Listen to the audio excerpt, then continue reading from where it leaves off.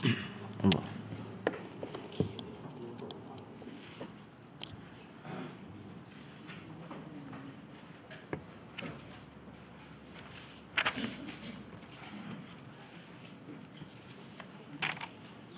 A'udzubillahi minasyaitonirrajim.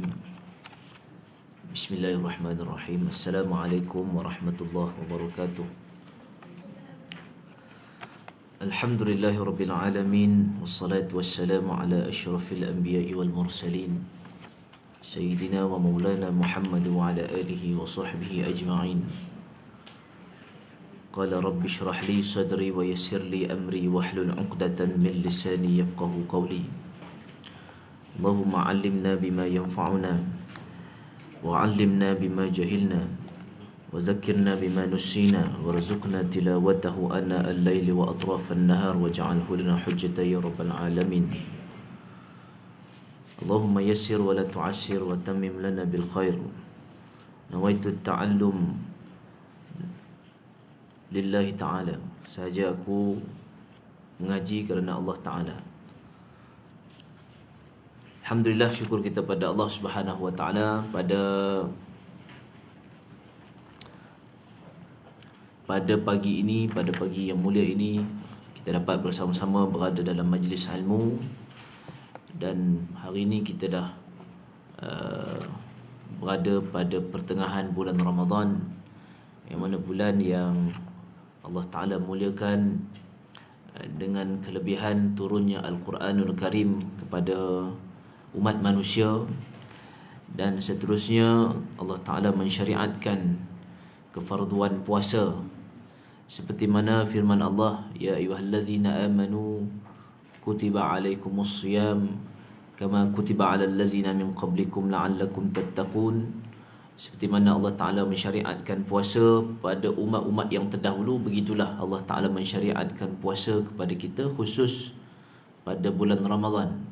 Wa man syahida minkumus syahra falyasum. Siapa yang melihat anak bulan pada awal satu Ramadan, maka hendaklah dia berpuasa. Seperti mana juga kata Nabi, sumu li ru'yatih wa aftiru li ru'yatih. Kamu berpuasalah dengan ru'yah ataupun melihat anak bulan, wa aftiru li ru'yatih, dan berbukalah melihat tanda-tanda ataupun waktu masuknya waktu maghrib, kita sebut sebagai terbenamnya matahari, maka itulah tanda ataupun sebagai petanda iftar bagi seseorang yang berpuasa. Alhamdulillah, mudah-mudahan Allah Ta'ala beri kepada kita kelebihan pada hari ini untuk kita menuntut ilmu, mengaji dan juga sebagainya.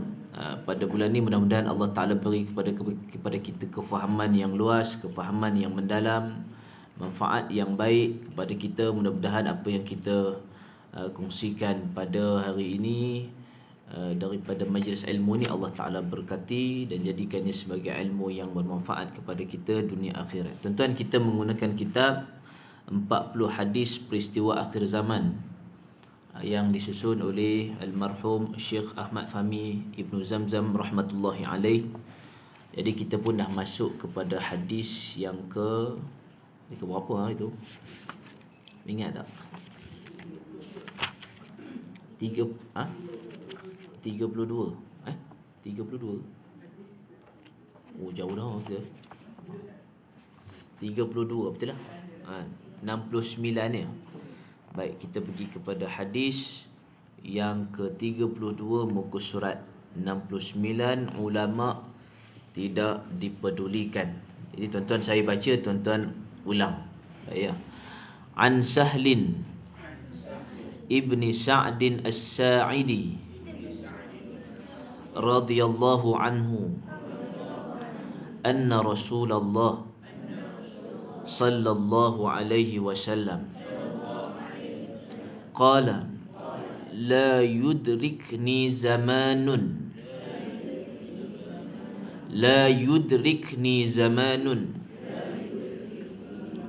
aw la tudriku zamanan la yuttaba'u fihi al-alimu wa la yustahya minal halimi qulubuhum qulubul a'ajimi wa alsinatuhum ni silap tuan-tuan kena betulkan. Alsinatu ni bukan alisnatu ni, salah. Alsinatul Arabi. Baik, daripada Sahal Ibn Sa'ad As-Sa'idi radhiyallahu anhu bahwasanya Rasulullah sallallahu alaihi wasallam bersabda,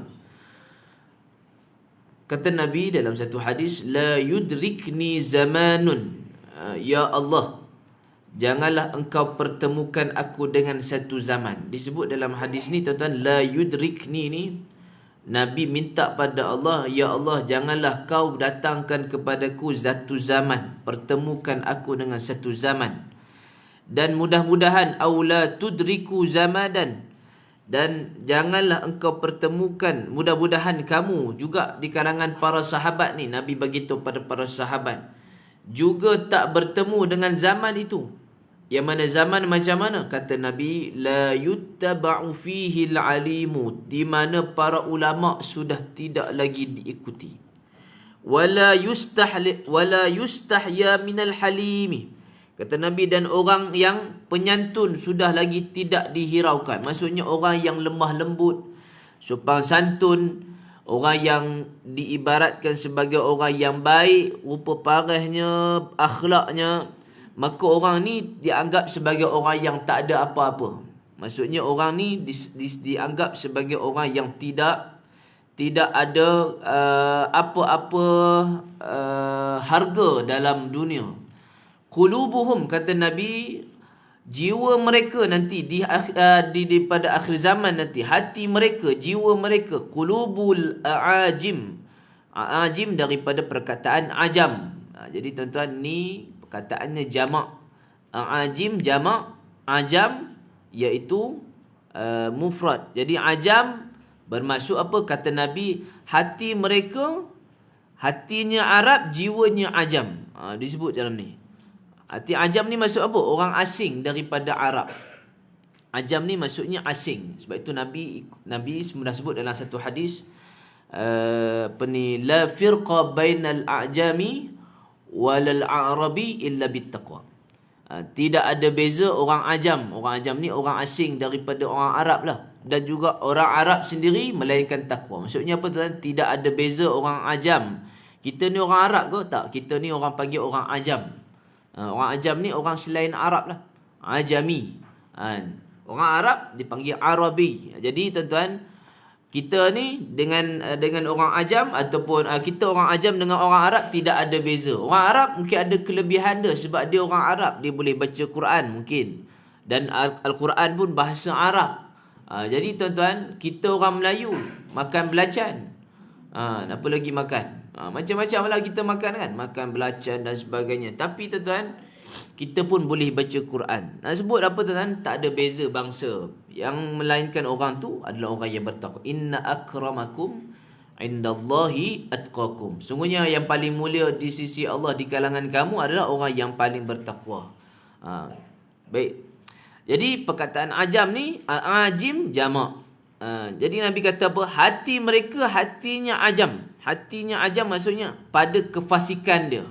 Wa alsinatuhum alsinatul Arab. Lidah mereka seperti lidah Arab pada fasihnya. Bermaksud apa tuan-tuan? Maksudnya Nabi tak adalah kata orang ajam ni fasik. Tapi tuan-tuan, maksudnya macam mana?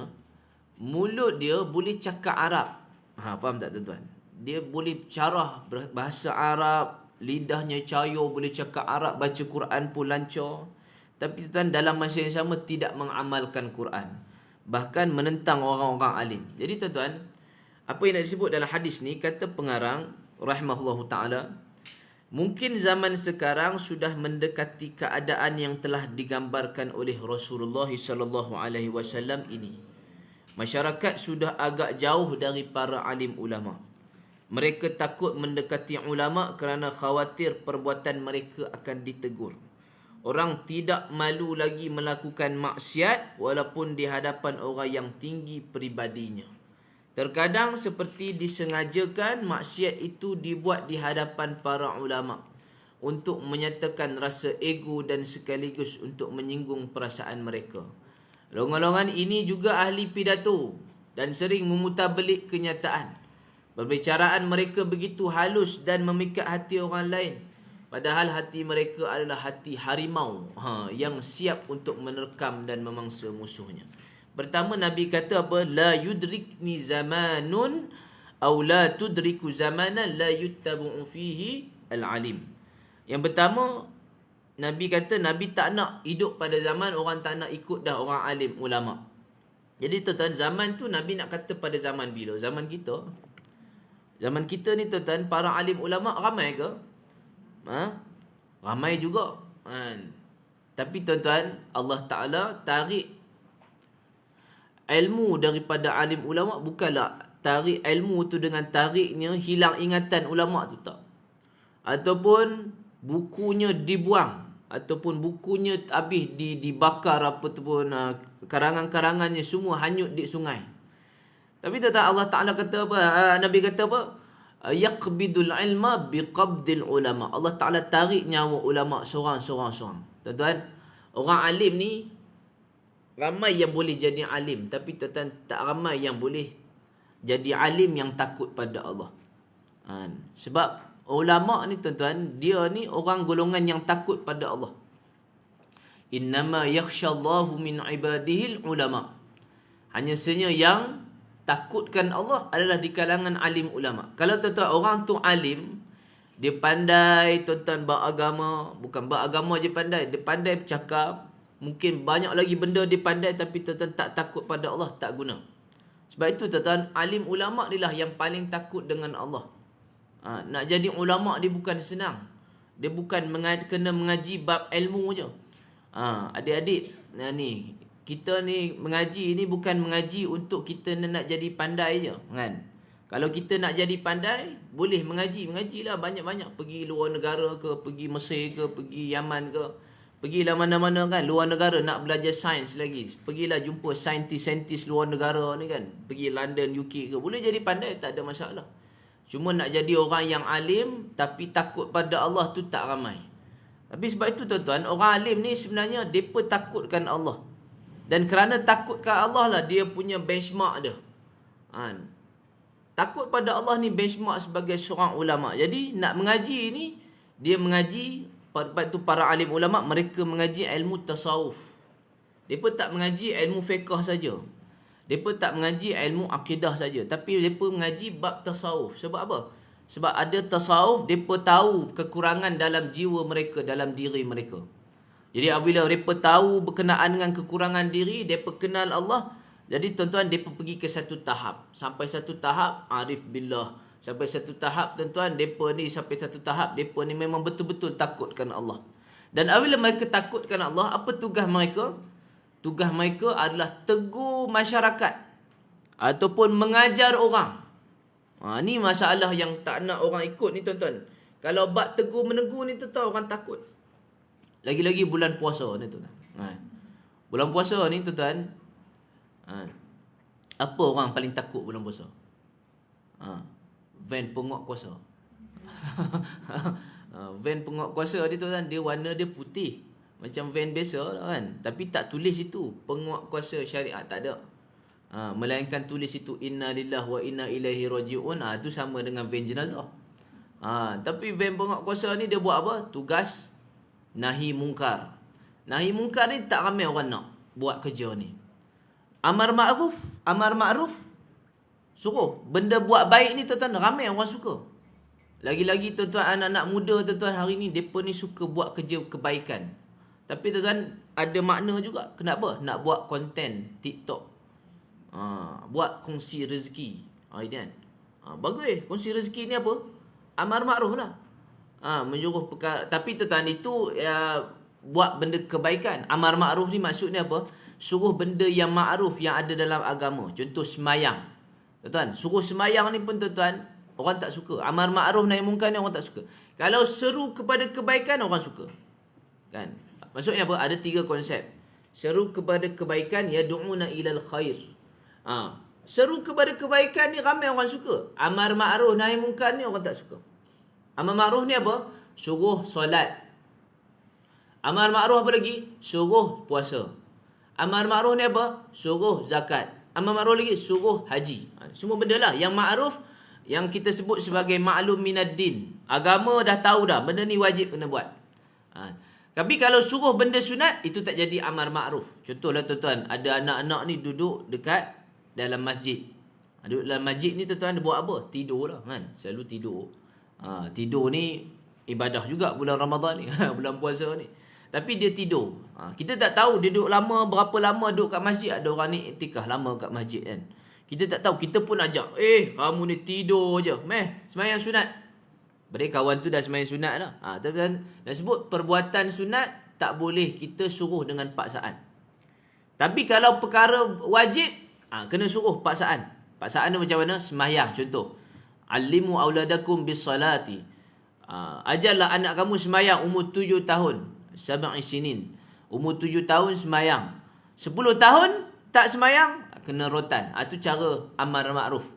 Jadi sebab itu tuan-tuan, amar ma'ruf ni tak ramai orang suka buat. Nahi mungkar lagi tak suka. Apa nahi mungkar?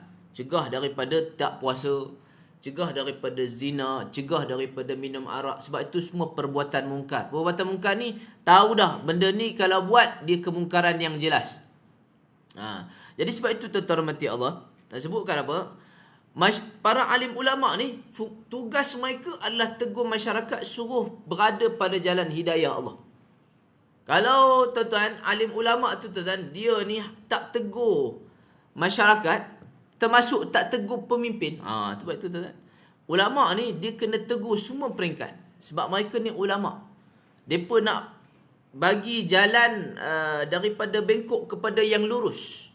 Jadi sebab itu tuan-tuan, para alim ulama ni kena tegur semua benda. Tegur tuan-tuan, kalau ada berkaitan dengan pemerintah, ada ulama yang duduk dalam politik. Dia tuan-tuan, dia tegur pemimpin. Sebab itu tuan-tuan, fungsi ada ulama dalam politik, tegur pemimpin. Bukan dah orang-orang kata, apalah alim ulama duduk dalam politik, habislah alim ulama ni kotor.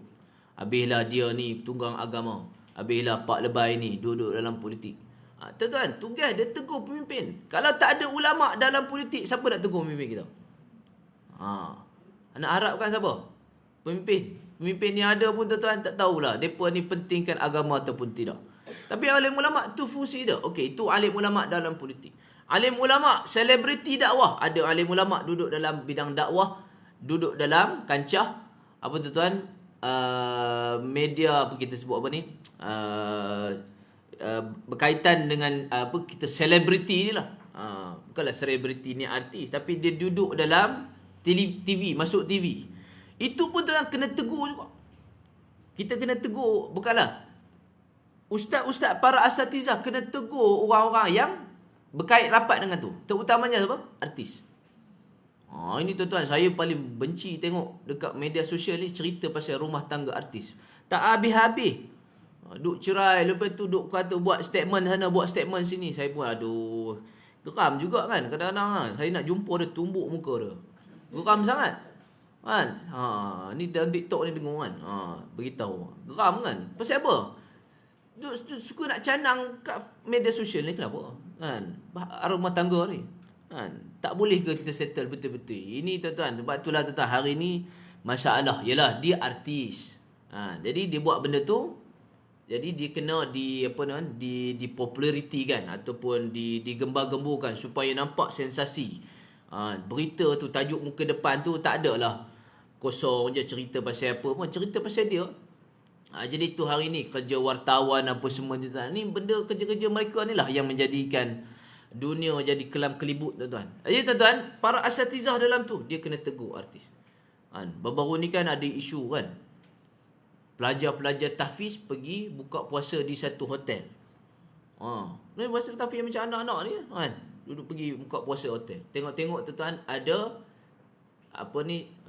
nyanyian artis perempuan 4 orang tak pakai tudung nyanyi lagu raya.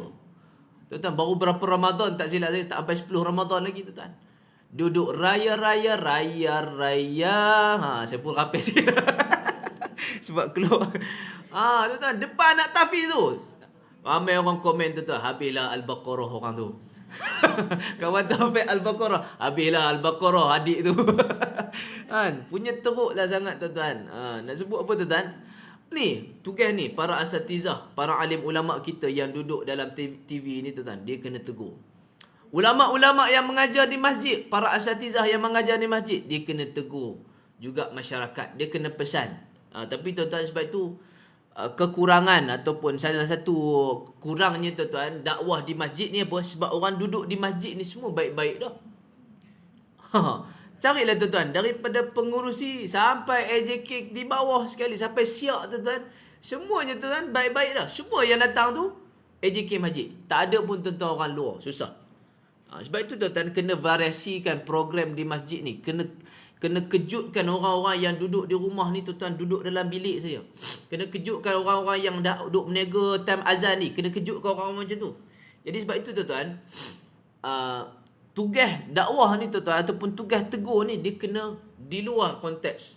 Bukan dalam konteks duduk dalam institusi agama je. Di masjid, di jabatan-jabatan kerajaan. Dia kena duduk keluar. Pergi mana tuan-tuan? Pergi di jalanan lah. Sebab itu ramai di kalangan kita hari ni jahil. Sebab apa jahil? Sebab orang nampak agama ni hanya eksklusif di satu tempat je. Jadi mereka pun tuan-tuan, mereka nak pergi sebenarnya. Mereka malu, dia kata, aku ni muka aku ni, apa ni, tak selalu ke masjid, jadi macam mana kita nak pergi masjid? Rambut panjang, macam mana rambut panjang? Rambut panjang boleh tak pergi masjid? Dia tak tahu benda tu, tapi dia malu. Jadi sebab itu kita ni kena kejut. Kena kejut macam mana? Ni tugas-tugas kita lah, tuan-tuan yang pergi kuliah sini kan. Kuliah. Tuan-tuan balik rumah, jumpa anak kita ke, adik kita ke, abang kita ke, yang tak selalu ke masjid. Begitu, tegur. Ni tugas. Ejen penyampai. Kita bukan ulama'. Saya pun bukan ulama' tuan-tuan. Tapi tuan-tuan, kita tugas penyampai dakwah. Sebab apa? Supaya ilmu ni sampai kepada mereka. Ilmu ni kita tak ajar pun tuan-tuan. Tapi dengan cara tegur tuan-tuan, mudah-mudahan ada turning point. Dia boleh datang ke masjid. Ataupun tuan-tuan, dia mungkin dekat dengan agama. Paling kurang tuan-tuan, semayang dia tuan-tuan tak tinggal itu. Tapi tuan-tuan nak sebutkan hari ni apa yang jadi pada manusia. Mereka ni tuan-tuan, mulalah tuan-tuan memburuk-burukkan alim ulama' kita. Dengan cara macam mana? Macam mana? Ikutlah macam-macam sentimen. Sebab itu tuan-tuan, manusia, masyarakat kita ni, bukan semua orang yang jahil dan mereka ni menentang, bukan. Ada tuan-tuan, sekelompok yang jahil dan menentang. Ada. Yang memang betul tak suka. Tok lebay. Sensitif tengok. Orang pakai lebay ni sensitif. Lagi-lagi bawa kereta. Bawa kereta kan. Dia kereta kita depan. Kereta dia belakang. Dia tengok kan. Kita ni, lambat je. Yelah. Ustaz-ustaz bawa kereta ni selalu slow je. Warak kan. Jadi slow. Bawa kancil lagi kan. Zuhud kan. Ada ke macam tu? Tak ada tuan-tuan. Kalau contohlah, kalau dia bawa kereta, depan tu orang pakai kopiah, dia potong tuan-tuan, dia tengok, pak lebay. Tuan-tuan. Tapi tu pun tak boleh lagi kita nak justifikasikan dia ni menentang. Tapi tuan-tuan, ada betul-betul nak menentang. Dia berkata alim ulama' tak boleh pakai. Alim ulama' ni sepatutnya scholars in Islam ni, sepatutnya Islamic scholars ni, tak sepatutnya mereka ni dia jadikan kiblat orang Islam. Dia kena, orang Islam ni kena berdasarkan fakta. Sebab tu tuan-tuan, hari ni keluarlah macam-macam. Ada yang menentang mufti, ada yang menentang alim ulama'. Alim ulama' bawa keluar satu pendapat yang tuan-tuan dah termaktub dalam kitab. Akhirnya tuan-tuan, dia kata, ini tak boleh pakai. Ini tok lebay ni semua tak boleh pakai. Jadi sebab itu tuan-tuan rahmati Allah. Nak sebutkan apa? Nak sebutkan zaman kita hari ni dah masuk dah zaman tu. Zaman apa? Alim ulama' tidak dihiraukan. Itu satu masalah yang berlaku kepada umat kita. Masalah berlaku kepada kita pula. Macam mana kita nak lahirkan alim ulama' ni tuan-tuan. Sebab tu kita ni buat banyak institusi pelajaran agama. Pembelajaran agama. Ada tahfiz, ada madrasah, ada pondok tuan-tuan. Hantar anak-anak kita yang bagus-bagus tuan-tuan, hantar ke tahfiz. Ni tuan-tuan, kebanyakannya kita ni hantar anak ke tahfiz ni, anak kita yang dah masuk ayur dah. Tuan-tuan tahu anak-anak masuk ayung. Anak ni isap dadah. 4 tahun isap dadah. Melingkup kan tuan-tuan. Itu tuan-tuan, dia kata, nak jadi apa hang ni? Jom ikut ayah. Ayah hantar kamu pusat tahfiz. Tuan-tuan, habis jadi. Ayah hantar kamu ke pondok. Habis tuan-tuan, orang-orang kamu. Sebab tu tuan-tuan, saya apa ni tuan-tuan, tengok satu video almarhum Syekh Fahmi Zamzam, dia sebut, disyarahkan hadis berkenaan dengan yaqbidul ilma, innallaha la yaqbidul ilma biqabdil ulama. Allah Taala tidak akan tarik nyawa alim ulama, melainkan Allah Taala tidak akan menghilangkan ilmu, melainkan tarik nyawa ulama. Dia sebut kebanyakan kita ni anak pandai-pandai, tapi anak pandai mengaji sampai ke UK. Bagus, tak ada masalah, hantar sampai ke UK. Mengaji sampai ke London, sampai ke New Zealand, sampai ke mana-mana lah tuan-tuan. Itu anak yang pandai. Anak-anak yang jahil, anak yang bodoh-bodoh ni, semua hantar pusat tahfiz. Jadi lambakan orang-orang bodoh semua masuk ke tahfiz. Betul tak? Hari ni betul. Tuan-tuan tengoklah tuan-tuan. Saya dulu kan pernah buka sekolah kan. Kebanyakan tuan-tuan ada mak ayah ni datang ke kita kan. Dia kata, "Ustaz, anak saya ni dia ni tak berapa cerdik sangat. Jadi ustaz minta lah ustaz didik dia agama." Kita tuan nak tolak anak macam ni. Tapi ada tuan-tuan pusat agama, pusat-pusat tahfiz, pondok-pondok yang tolak. Sebab apa? Kamu ni hantar anak kamu yang dah macam tu. Hantarlah anak. Tapi kita tak tolak lah, maksudnya tuan-tuan. Taklah kita prejudis terhadap anak-anak ni. Tapi tuan-tuan, mak ayah punya mindset. Dia kata, kalau anak ni teruk, perangai tak elok, masuk ke apa? Masuk ke institusi pelajaran agama ni.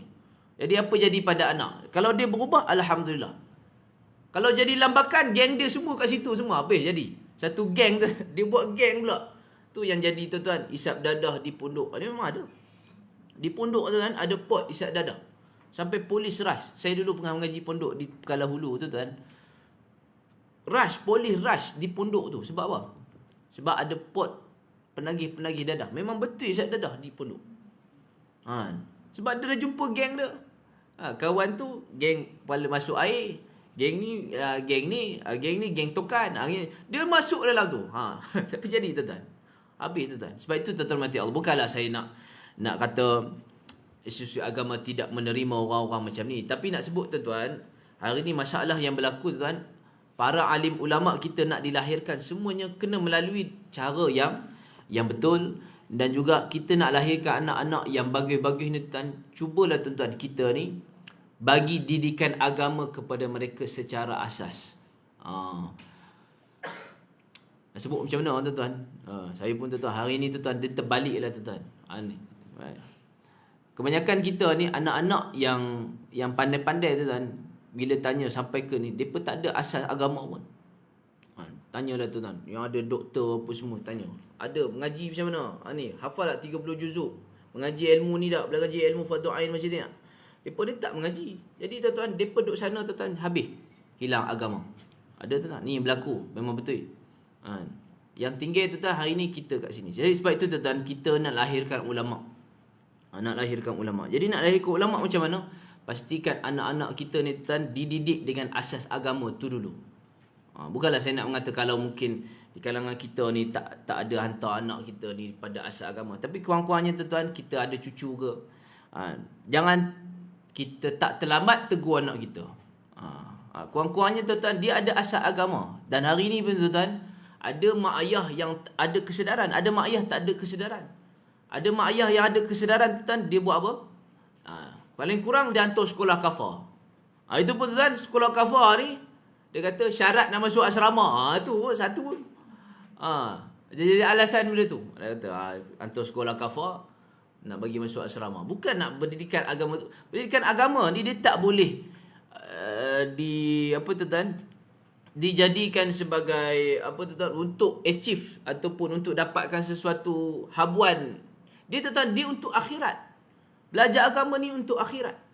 Jadi tuan-tuan, dia hantar sekolah kafar. Tujuan anak dia jadi soleh, anak dia tak lupa semayang, anak dia ada asas, ada jati diri sebagai seorang Muslim.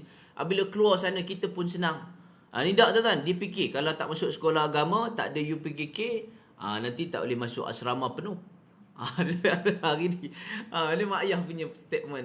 Yang hantar anak tu, kalau hantar anak tu dia pun pakai seluar pendek. Tu sekolah khabar tu. Tapi saya sebut tuan-tuan, ini yang berlaku tuan. Hari ni tuan-tuan, agama diketepikan, bahkan bukan agama dijadikan sebagai ni tuan-tuan, topeng je, dijadikan sebagai apa? Hiasan saja.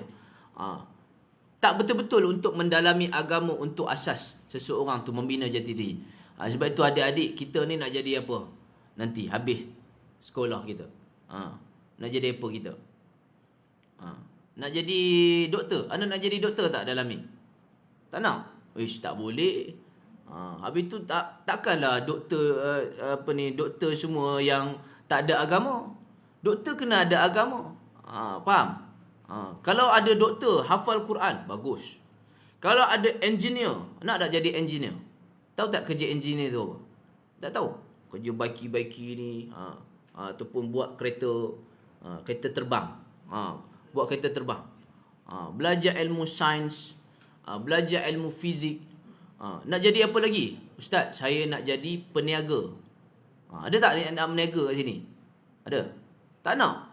Semua nak jadi ustaz belaka? Susahlah jadi ustaz belaka. Habislah ustaz. Tak boleh cari makan.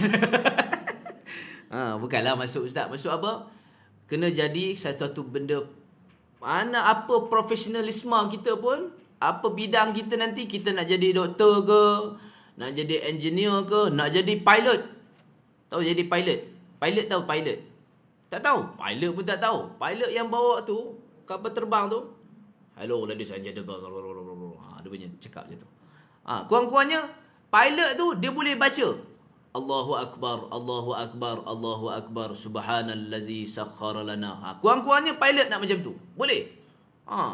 Kita ni bukannya khusus agama ni maksudnya kena jadi ustaz je. Bukan. Sepatutnya dia kena luas lagi. Sebab itu hari ni apa yang berlaku tuan-tuan?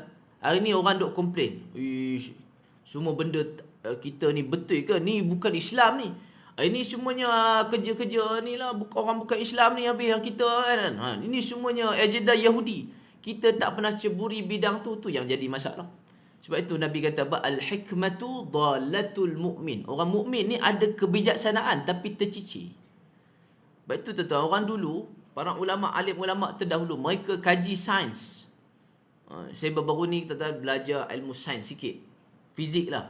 Kaitan dengan apa tuan-tuan? Special Theory of Relativity. Tuan-tuan tahu tak benda tu? Ini teori ataupun teori daripada Albert Einstein. Albert Einstein ni orang yang bijak tapi bukan Islam. Dia orang Jerman. Tuan-tuan, dia buat teori, special theory, general theory of relativity, berkaitan dengan fizik, berkaitan dengan masa, kelajuan cahaya, berkaitan dengan pengembangan alam. Tuan-tuan, semua benda ni tuan-tuan dikaji, ada ketepatan. Rupanya tuan-tuan, Allah Ta'ala dah cerita dah dalam Quran 1400 tahun lebih. Dalam Quran dah ada dah. Tapi tuan-tuan, orang baru tahu benda ni memang betul. Teori Big Bang. Tuan tahu Big Bang? Alam ni tuan-tuan, dulu bumi dengan langit ni dulu bercantum. Tapi Allah Ta'ala satu zaman, satu masa, berbilion tahun yang dulu, bumi kita ni terpecah. Di antara langit dan bumi ni terpecah. Disebabkan ada sesuatu benda lah. Mungkin letupan dan sebagainya. Akhirnya tuan-tuan, jadilah kita, langit dan bumi terpisah. Allah Ta'ala sebut dah dalam surah Az-Zariyat tak silap saya. Allah Ta'ala cerita dah, lama dah dalam Quran. Tuan-tuan, banyak teori sains, fakta-fakta sains tuan-tuan yang ada dalam Quran. Akhirnya orang bawa ceduk tuan-tuan, dia kata ini teori saya. Padahal Allah Ta'ala dah. Betul, orang Islam kita kekurangan macam tu, ahli saintis. Jadi sebab itu tuan, para alim ulama ni tuan-tuan, khusus zaman kita ni tuan-tuan adalah orang yang belajar ilmu agama. Dia tidak dapat tidak tuan-tuan, dia kena menjadi orang yang menegur masyarakat, yang mendidik masyarakat supaya menjadi orang yang baik, orang yang bijak. Bukan saja bijak tapi orang yang takutkan Allah. Baik. Dan dalam hadis ini Nabi kata wala yustahya minal halimi. Orang yang baik, sopan santun, hari ini tuan dianggap sebagai orang yang hina, orang yang biasa-biasa. Betul tuan? Betul. Hari ini orang angkat orang apa tuan? Hari ini orang mengangkat orang apa? Orang kaya. Orang kaya. Orang kaya yang macam mana? Orang kaya yang tak betul. Tak betul. Dia kaya tapi tak betul. Faham tak? Hari ni ramai orang kaya tapi tak betul. Betul tak? Siapa nak jadi kaya? Adik-adik, ni, anak-anak ni, nak jadi kaya tak? Takkan tak nak jadi kaya, zuhud je kan. Kena jadi kaya. Kalau tak jadi kaya, habislah agama Islam kita, tak ada orang bagi peruntukan. Macam Sayyidina Osman, kaya, harta tak pernah habis. Sayyidina Osman, satu hari tuan-tuan, Nabi kata pada Sayyidina Osman, Sayyidina Osman ni dia kata pada para sahabat, Sayyidina Osman dengar saya lupa dah cerita dia macam mana. Nabi kata orang yang ada hatinya harta dunia, maka Allah Ta'ala tak masukkan dalam syurga. Tuan-tuan, apa jadi pada Sayyidina Osman? Sayyidina Osman cuba nak kurangkan harta dia. Akhirnya dia buat apa? Dia jual macam-macam. Dia jual ni, dia jual tu, habis tuan-tuan dia beli ni. Tuan-tuan, akhirnya tuan-tuan, orang bagi lagi 2 kali untung pada dia. Sayyidina Osman tak pernah pun kerugian. Walaupun tuan-tuan dia jual, dia beli, wakafkan ni, dia beli ni, tapi Allah Ta'ala tak kurang pun harta dia. Satu hari tuan-tuan cerita macam mana? Ceritanya, dia nak kurangkan harta dia. Ada satu hari di mana satu tempat tuan-tuan, ada satu tempat perusahaan ladang kurma, tamar dia tuan-tuan, tamar dia berbusuk. Jadi banyak kerugian tuan-tuan orang tu. Jadi apa dia buat tuan-tuan? Sayyidina Osman beli kurma busuk tu. Kononnya kurangkan harta dia. Dia beli kurma busuk. Beli kurma busuk, akhirnya tuan-tuan, dia ingatkan, tak ada orang lah beli kurma busuk aku. Aku dah belikan orang tu, orang takkan beli lah. Aku rugilah, dia kata itu. Tapi tuan-tuan, rupanya tak rugi. Ada seorang datang daripada Yaman. Dia datang, aku nak beli kurma busuk dengan 2 kali ganda harga. Udah, ingatkan rugi tadi. Beli kurma busuk, ingat tak ada orang beli. Orang nak beli, sebab apa? Dia kata, di Yaman sekarang ni, di tempat aku, dilanda satu musibah penyakit yang merebak, wabak. Jadi penawar dia, tabib-tabib bagi tahu penawarnya adalah kurma busuk. Kurma ni cerita benar dalam kisah Sayyidina Osman. Tuan-tuan, Allah Ta'ala tak kurangkan harta dia. Sebab itu Sayyidina Osman ni kaya betul. Sebab itu orang Islam kena jadi kaya. Tapi jadi kaya yang cerdik lah. Jangan jadi kaya yang tak betul. Ini orang jadi kaya hari ni tuan-tuan, menari sana. Jadi kaya hari ni apa tuan-tuan? Kononnya nak buat, saya sebutkan tadi, berbagi rezeki. Akhirnya jadi apa? Tuan-tuan tengok isu yang baru ni. Dia nak bagi baju raya harga RM1. Lupa dah. Harga RM1. Betul tak? Saya tak pasti, lupa dah. Tapi nak bagilah. Harga murah lah. Orang ramai datang. Ramai datang sampai bergaduh-gaduh tuan-tuan. Allah, kesian lah saya tengok. Sampai tuan-tuan, orang dah tak ada nilai dah. Dia anggap benda tu, sampai bergaduh tuan-tuan. Sampai panggil polis lah tuan-tuan.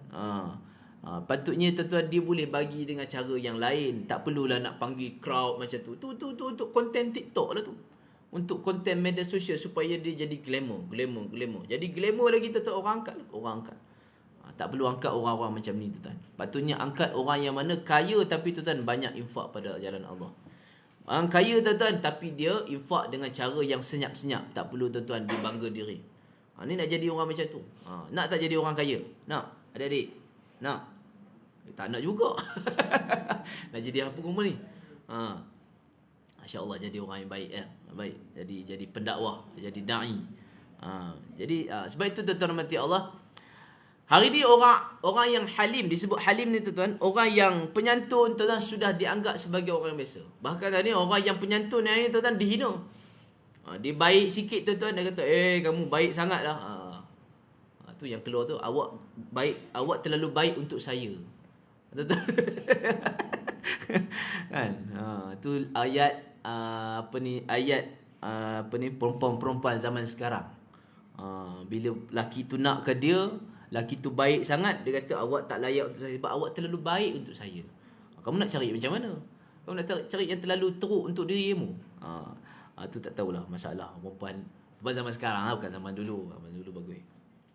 Jadi tuan-tuan, hari ni orang yang halim, orang yang ni penyantun sudah lagi tidak dihiraukan. Baik, ni antara hadis yang boleh kita jadikan pengajaran. Qulubuhum qulubul a'ajim wa alsinatuhum alsinatul arab. Baik, tuan-tuan rahmati Allah, kita pergi hadis yang seterusnya. Baik, boleh ya tuan-tuan? Hadis ke-33. Baik. Okey, ikut. An Aliyin radhiyallahu anhu. Qala Rasulullah sallallahu alaihi wasallam, yushiku ay ya'tiya 'ala an-nasi zamanun la yabqa min al-islami illa ismuhu wa la yabqa min al-qur'ani illa rasmuhu masajiduhum amirah wa hiya kharabun min al-huda ulama'uhum syarru man tahta adimi as-sama'i min indihim takhrujul fitnah wa fihim ta'udu. Daripada Ali bin Abi Talib radhiyallahu anhu. Ni tuan hadis yang diriwayatkan daripada Sayyidina Ali ibni Abi Talib. Sayyidina Ali ni siapa? Sahabat Rasulullah, khulafa ataupun khalifah yang keberapa? Adik-adik, Sayyidina Ali khalifah keberapa? Hebat.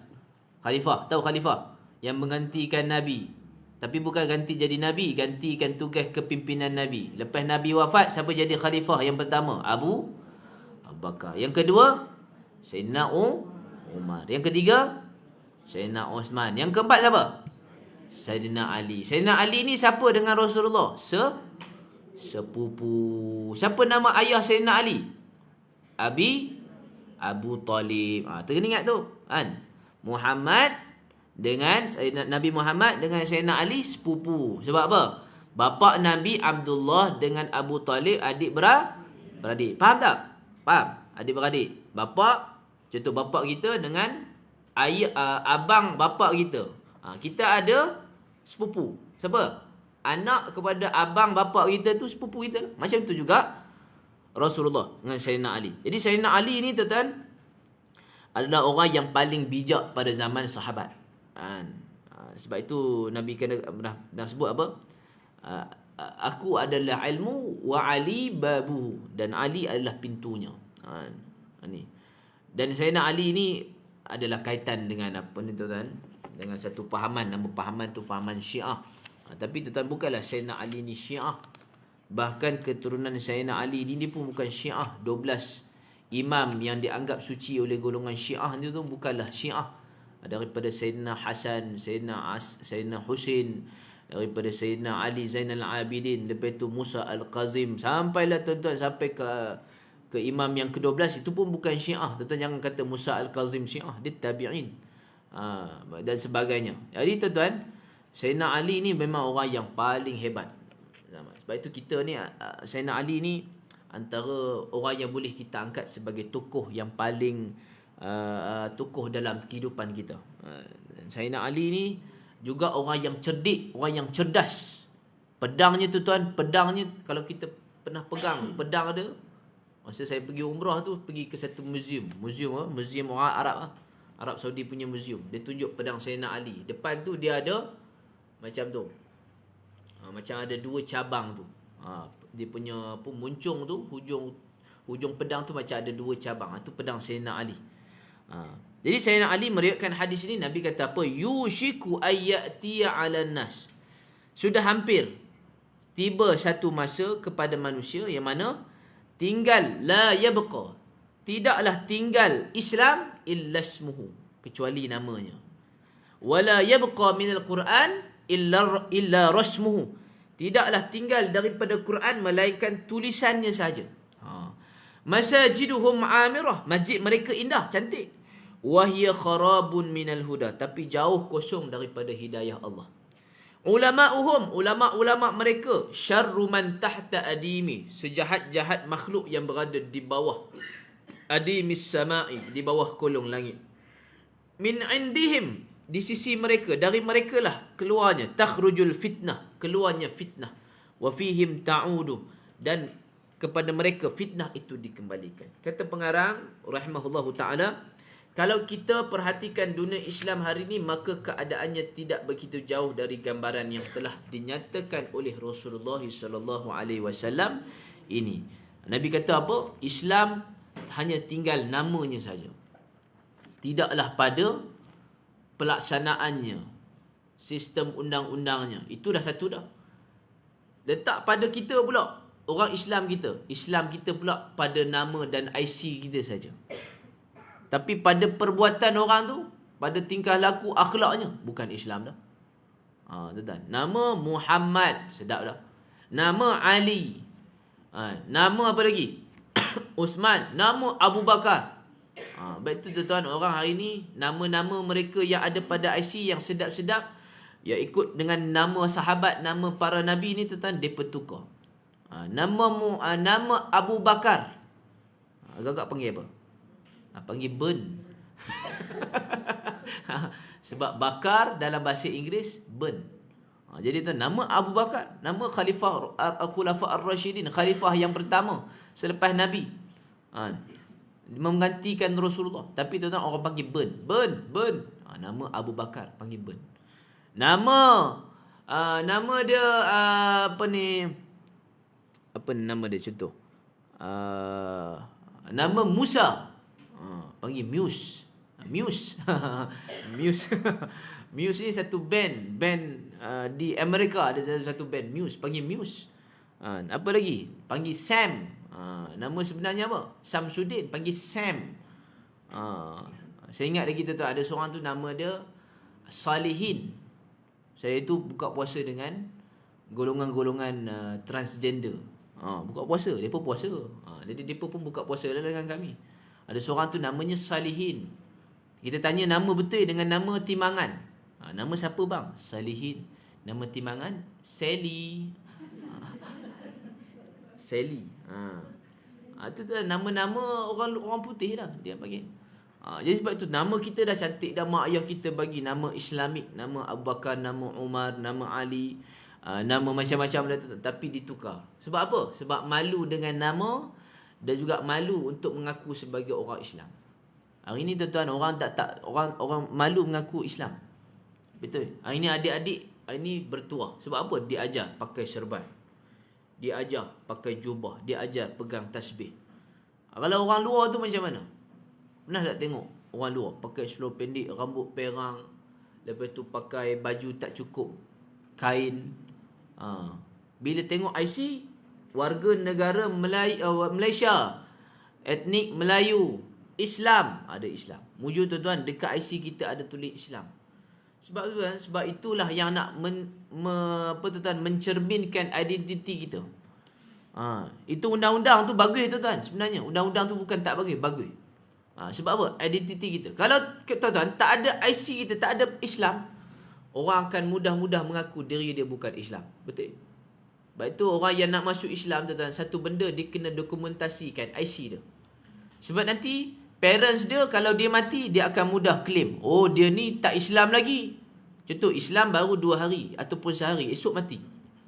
Jadi tuan-tuan, family nak angkut jenazah dia, nak tuntut jenazah dia, nak kebumikan cara macam mana? Cara Islam ke bukan Islam? Akhirnya tuan-tuan dia kata bukan Islam lah, dokumentasi tak ada. Dekat situ tak ada Islam dekat IC.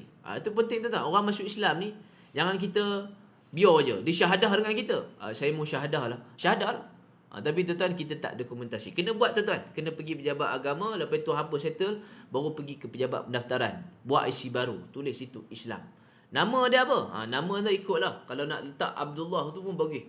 Tapi tuan-tuan nasihat daripada para pendakwah-pendakwah kita. Dia kata kalau nama ayah dia, still ayah dia ada lagi. Dan bagus untuk diri dia, tak payah tukar nama kepada Abdullah. Macam-macam masih tukar kan Abdullah kan. Tukar Abdullah. Cuma ada pendakwah kita pun dia lebih suggestion dia tak payah tukar. Sebab nanti mak ayah dia bising. Dia tahu kan, pecah tembelang tuan-tuan. Akhirnya dia jumpa tu direct. Dia kata, kamu sudah tukar agama ke? Kamu tak sayang sama keluarga ke? Dia marah. Kamu tak sayang sama apa ke? Tak sayang sama ama?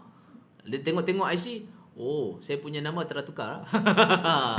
Tuan-tuan, dia terkejut. Betul? Dia banyak kes tu. Terkejut. Oh, saya punya nama tak tukar. Ingatkan, kalau masuk Islam, you punya ayah sudah jadi Abdullah. Tapi bukan. Itu suggestion lah. Sebab tak ada masalah. Dari sudut fatwa pun tidak ada masalah. Bahkan nama dia pun sekalipun tuan-tuan, kalau sekiranya nama tu ada melambangkan maksud dewa-dewi kepada agama yang asal dia tuan, baik tukar. Kalau tak ada, lebih kepada nama keluarga. Macam Cina, orang-orang Cina dia ada keluarga dia, nama keluarga dia. Lepas tu apa? Wang, Wang, tu semua kan. Kalau tu tak boleh tukar. Biar, still biar nama tu. Cuma kalau dia nak tambah sikit bagi nampak cantik. Kalau tak payah tukar pun tak apa. Kalau sekiranya tak mengubah maksud kepada maksud yang tidak baik. Tu bagus. Macam ada brother Lim Juisun. Nama dia still Lim Juisun. You tak ada tukar nama? Tak ada. Nama saya sudah bagus lah. Lim Juisun. Lim tu keluarga saya. Juisun tu saya punya nama.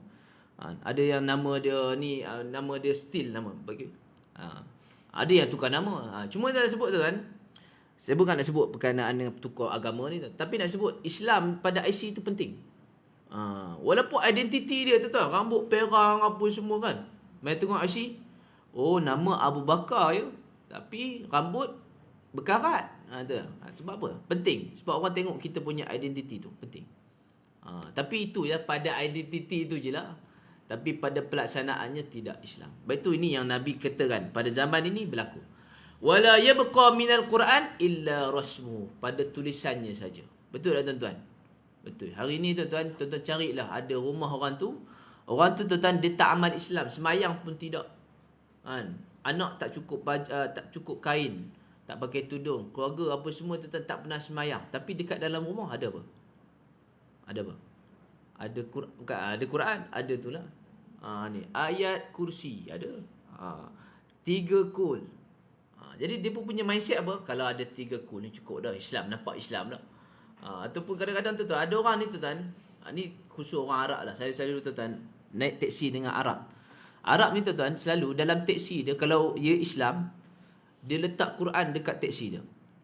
Saya tanya lah, kamu ni letak Quran dekat teksi kamu ni, kamu baca tak? Tak baca. Barakah, dia kata, barakah. Letak Quran dalam teksi, tak baca pun, tapi kata barakah. Untuk keberkatan. Ya bagus, memang ada keberkatan pendengar Quran. Tapi tuan, keberkatan tak datang kepada orang yang membaca dan mengamalkannya.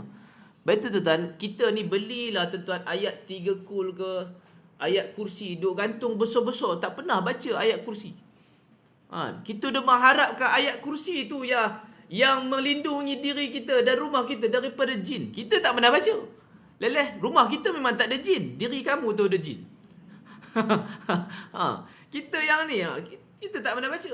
Sebab itu memang betul tuan, baca ayat kursi ni lepas semayang, Allah Ta'ala pelihara pagi dan petang. Yang baca lah. Sebab itu Al-Quran ni ada pendapat ulama tidak boleh dijadikan sebagai tangkal. Quran tak boleh. Ada pendapat yang katakan tidak boleh dijadikan tangkal. Ada pendapat kata boleh. Ada pendapat kata tak boleh. Sebab apa tak boleh? Sebab orang tu sendiri tak mengamalkan Quran. Dia hanya tangkal pada ni je. Ada orang tuan-tuan dia simpan lah tuan-tuan dalam beg dia tu. Beg kita kan, beg orang perempuan ni kan macam-macam ada. Lesung batu semua ada dalam tu. Jadi dia tak apa lagi? Letak Quran. Tak Quran pun Yasin lah tuan-tuan. Dia letak dalam tu Yasin. Tapi tak pernah baca tuan-tuan. Kononnya dia bawa beg ni letak Yasin. Dia fikir kemungkinan nanti tak ada kena ragut dah nanti. Tak ada. Itu fikiran salah tuan-tuan. Kita ni kena melindungi diri kita dengan pembacaan. Baik, dengan pembacaan okey dah. Alhamdulillah. Cuma tuan-tuan satu lagi yang kita terlepas pandang. Apa? Menghayati makna Al-Quran dan mengamalkannya. Ni jarang orang buat. Tak banyak orang buat. Sebab itu mengamalkan Quran ni paling susah sekali. Orang boleh baca tuan-tuan. Bolehlah taranum. Macam-macam lagu dia boleh. Lagu Bayati, Nahwan, Jiharkah, Ras. Semua tuan-tuan dia boleh. Tapi tuan-tuan, berapa ramai yang boleh amalkan apa yang terkandung dalam Quran yang kamu taranumkan. Buatlah tuan-tuan pertandingan musabaqah. Menanglah tuan-tuan. Nombor 1 sampailah nombor berapa. Malaysia nombor menang ke tuan-tuan. Di peringkat antarabangsa. Sampai antarabangsa menang. Tapi tuan-tuan, kalau negara kita pun tak melaksanakan apa yang ada dalam Quran sepenuhnya, tu pun tak jadi. Tapi baguslah dari sudut cerminan agama Islam pada imej negara, bagus. Sebab apa? Kita menang musabaqah antarabangsa. Berapa kali Johan antarabangsa, bagus. Ada nampak ni. Tapi dalam pelaksanaan agama di negara, takut nanti indah dari indah rupa. Indah khabar dari rupa. Betul tak? Bos ingat. Indah khabar dari rupa. Sebab itu tuan-tuan, Al-Quran ni jangan dijadikan sebagai tulisan saja. Dia kena baca dan amalkan. Masajiduhum amirah. Masjid cantik. Betul tak tuan? Masjid cantik hari ni. Baru ni tuan-tuan saya pergi satu surau. Surau tuan-tuan. Dekat Batu Lapan. Surau Surah Asy-Syukriyah. Cantik. Cantik saya tengok. Dia punya design tu, dia macam rupa apa tu, masjid yang first class punya lah.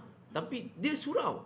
Kecil je tuan-tuan. Tapi nampak dia punya design dah warna putih. Lepas tu dia ada tu cantik. Saya kata. Lepas tu surau wangi, aircon pula tu kan. Dia tengok cantiknya. Cantik. Tapi memang betul tuan. Hari ni ramai masjid indah-indah tak? Ramai masjid cantik-cantik hari ni.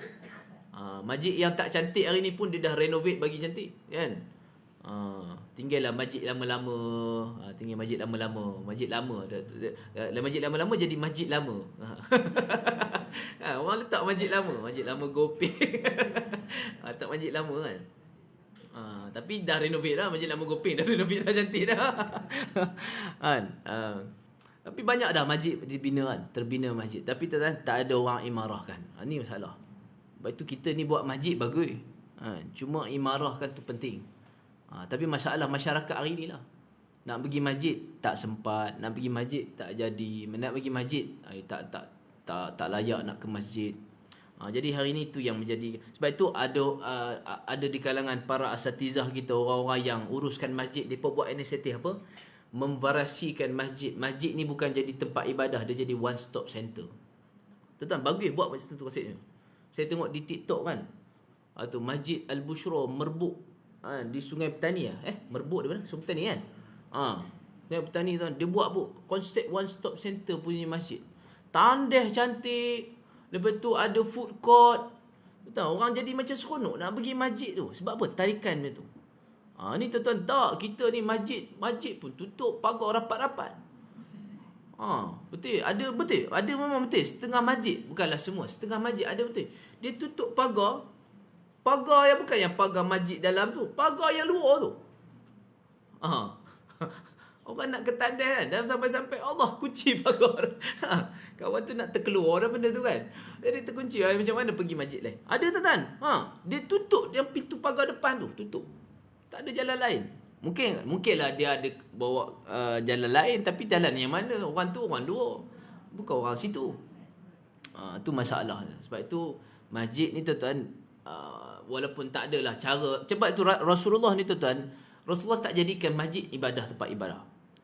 Nabi jadikan masjid tempat mesyuarat, tempat perkumpulan umat.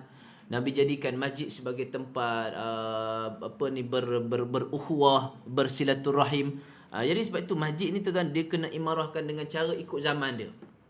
Cuma janganlah buat Zisco dekat masjid pula. Itu salah lah tu. Baru-baru ni masjid Cina lepas ditegur tuan-tuan, masjid Cina Muhammad Tasik kan. Tak silap ada teguran tu, tak silap. Sebelum ni kan buat sambutan tahun baru Cina di masjid. Tu betul orang marah. Sebab apa? Boleh merosakkan image. Dia buat tarian singa. Jadi tuan-tuan dia buat apa? Inisiatif bagus kan. Dia buat satu dewan belakang tu. Untuk sambutan Raya Cina dia buat situ je. Dia tak buat di masjid lah. Bagus. Kita nak tarik orang luar ni datang masjid, terutamanya non-Muslim. Cuma kena ada juga dia punya adab dan juga peraturannya. Jangan jadikan masjid kita ni sebagai tempat yang mana tuan-tuan nak berhibur ataupun sebagainya. Buat satu dewan khas. Lepas tu ada masjid-masjid dia buat dah dewan khas. Masjid ada dewan khas. Masjid ada satu dewan lain. Untuk apa? Khusus untuk program-program yang mungkin bising sikit, bingit sikit, yang boleh menyebabkan buruk sangka pada orang Islam tu sendiri. Jadi sebab tu tuan-tuan, masjid kita ni kena imarahkan. Imarahkan macam mana? Imarahkan dengan sembahyang dulu. Core business dia sembahyang. Kalau buat masjid sebab nak tarik orang pergi tandeh kita, tu tak jadi. Nak pergi masjid orang buat food court, kita buat food court ni nak rasa nasi kambing kita paling sedap, itu tak jadi. Core business dia solat. Ramai orang datang solat masjid. Cuma yang lain tu jadi sebagai wasilah saja. Orang sebab apa pergi tandas ni? Tandas ni best, bersih. Dia punya shower tu betul-betul atas kepala. Kalau silap buka tu betul-betul habis kita punya baju. Betul. Dekat mana tuan-tuan? Dekat Greek kan? Cantik juga tu. Greek, Masjid Nur Salam. Masjid Salam ke Masjid Nur apalah, Nuruddin apa lupa dah, saya lupa dah nama masjid. Jalan orang selalu nak balik ke Kelantan dia akan lalu masjid tu semayang. Dia memang mesra musafir. Masa Covid tu mana buka juga masjid tu. Dia buat satu khas, ini solat, tempat solat musafir. Dalam tu dia ni lah. Lepas tu ada bubble, lepas tu ada tandas dia tuan-tuan. Shower duduk atas tu. Saya pun cari mana shower kan. Mana ada. Pemulih shower tu ada. Tapi shower tak nampak. Pulih-pulih, pum, habis. Rupanya kat atas. Kat atas betul-betul. Bukannya dekat tepi tu. Tapi cantik. Bagus. Nak membuang pun sedap. Ini kalau tandas tu, tandas yang style lama-lama tu, yang zinc punya tu tak lalu. Jadi sebab itu kan, masjid ni kena imarahkan. Komitmen dia adalah solat. Jadi tuan-tuan imarahkan dengan cara apa sekalipun tuan-tuan, dengan apa, ikut kepada kehendak syariat. Jadi tuan-tuan mudah-mudahan masjid kita jadi masjid yang tuan-tuan dibina atas sebab apa? Pelancongan. Itu tak boleh jadi. Dia jauh daripada hidayah. Masjid tuan-tuan di mana? Terengganu kan.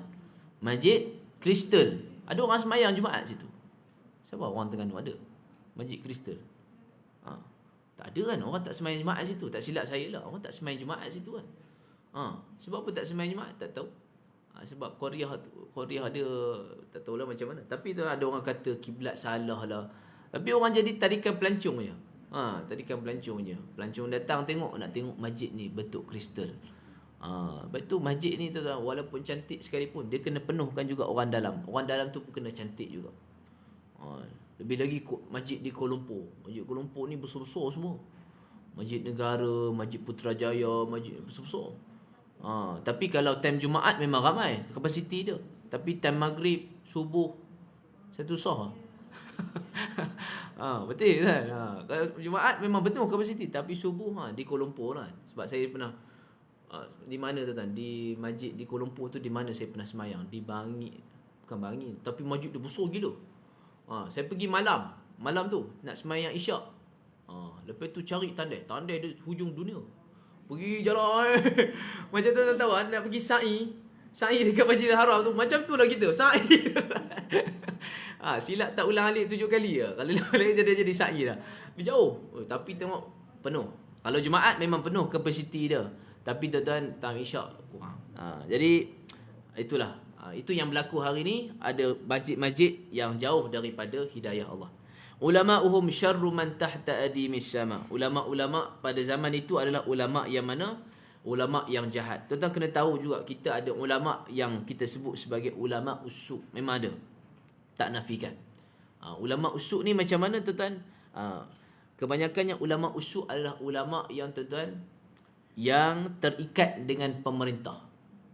Pemerintah cakap A, dia pun A. Pemerintah cakap B, walaupun salah, tapi dia tetap tuan-tuan keluarkan hukum untuk jadikan benda tu B. Ada tuan-tuan. Tapi saya tak nak sebut mana-mana sebab saya tak nak label mana-mana ulama'. Sebab ulama' ni adalah dagingnya beracun. Bila kita memerangi, kalau kita nak label ulama' ni tuan-tuan, bukan mudah. Nak label orang, bukan label orang ulama', nak label orang ulama' dia ulama' jahat, bukan mudah. Tak boleh. Janganlah. Sebab apa? Kita betul-betul menghormati ulama'. Baik sangkalah pada fatwa ataupun hukum-hukum yang mereka keluarkan. Sebab mereka keluarkan semuanya bukan daripada hawa nafsu. Mereka keluar daripada nas syarak. Baik, sikit lagi. Min indihim takhrujul fitnah wa fihim ta'udu. Padanya keluarnya fitnah. Maksud fitnah ni apa? Ujian-ujian yang besar kepada dunia. Dan juga kembalilah ujian itu kepada mereka kembali. Fitnah itu kepada mereka kembali. Jadi tuan-tuan rahmati Allah, ini antara beberapa perkara yang perlu kita ambil kira, bahawasanya kita kena tahu bahawasanya tanda-tanda ini bukanlah menakut-nakutkan kita, tapi untuk kita beringat. Baru-baru ni tuan-tuan, ada seorang dia tak tahulah dia ni ustaz ke influencer ke kan. Dia kabur bulan berekor, bintang berekor kan. Bulan baru-baru ni kan ada bulan, lepas tu bintang atas tu kan. Jadi dia kata ini tanda akhir zaman. Betul lah, tanda akhir zaman ada macam-macam kan. Bintang berekor lah, bulan macam tu lah. Tapi dia kata habislah kita tak raya tahun ni. Orang takut tak raya. Tuan-tuan, tanda akhir zaman ni bukan suruh kita takut. Tapi untuk kita kuat beramal. Lagi ada tanda kiamat, tanda akhir zaman, kita kuat beramal. Ni tuan-tuan kita takut. Takut baik kita mati je cepat-cepat.